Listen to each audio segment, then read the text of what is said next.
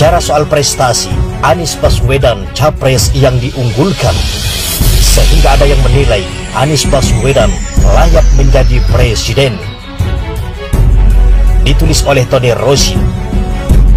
Survei prestasi ini baru mendidik. Lembaga survei mesti ikut mendorong tumbuhnya demokrasi yang berkualitas. Salah satu caranya adalah dengan mengajukan pertanyaan menyangkut track record orang yang akan dipilih. Pemilih mesti didorong untuk memilih caleg, calon kepala daerah, terutama capres yang jujur dan punya prestasi. Dan ini bagian dari tanggung jawab lembaga survei. Bisnis iyo bisnis, tetapi tetap harus mendorong para pemilih menemukan calon pemimpin bangsa ini yang punya integritas dan kemampuan, bukan calon pemimpin yang hanya mengandalkan aspek pencitraan belaka. Survei capres yang dilakukan IPO, Indonesia Political Opinion, akhir-akhir ini bagus untuk menjadi tren baru dalam setiap survei. Pertanyaan ke publik, siapa sih tokoh yang Anda anggap jujur, benar, lurus, nggak neko-neko, tegas, religius, dan punya kemampuan untuk urus negara ini ke depan? Siapa sih tokoh yang Anda lihat punya prestasi bagus sehingga layak untuk diamanahi jadi presiden? Kira-kira bobot pertanyaannya seperti itu. Kejujuran, ketegasan, dan prestasi sangat dibutuhkan sebagai syarat untuk memimpin bangsa ke depan. Sekali lagi, yang dibutuhkan bangsa ini bukan pencitraan.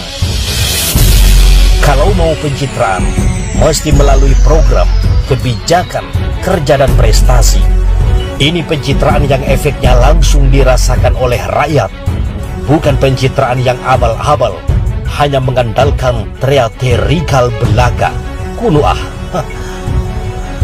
menggratiskan biaya toilet di pom bensin.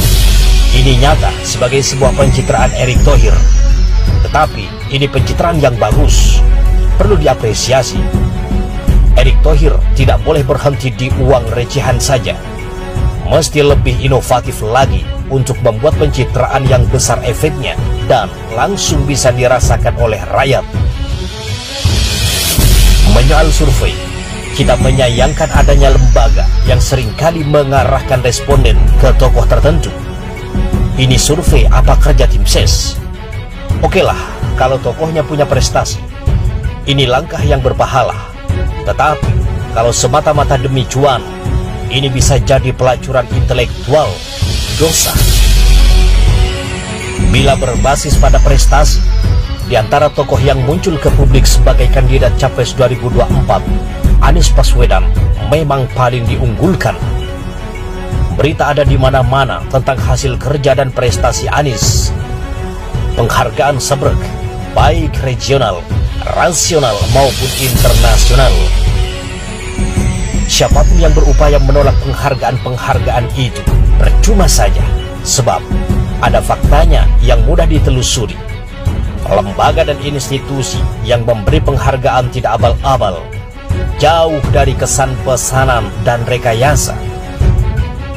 Kalau mudah direkayasa, kepala daerah yang lain pasti mudah mengaksesnya dong. Nyatanya, enggak kan? Survei IPO terkait kandidat Capres 2024 yang paling berprestasi adalah Anies Baswedan. Angkanya 21,3%. Baru disusul Sandiaga Uno di angka 13,8%. Ganjar Pranowo dan yang lainnya masih jauh di bawahnya. Hasil survei ini sama sekali tidak mengejutkan. Kalau Anda rajin dengerin berita TV dan baca koran, Anda nggak akan kaget dengan hasil survei ini. Anies Baswedan memang banyak penghargaan, disusul Sandi yang memang terlihat kerja keras dan hasilnya nampak. Wajar kalau kemudian keduanya mendapat apresiasi publik.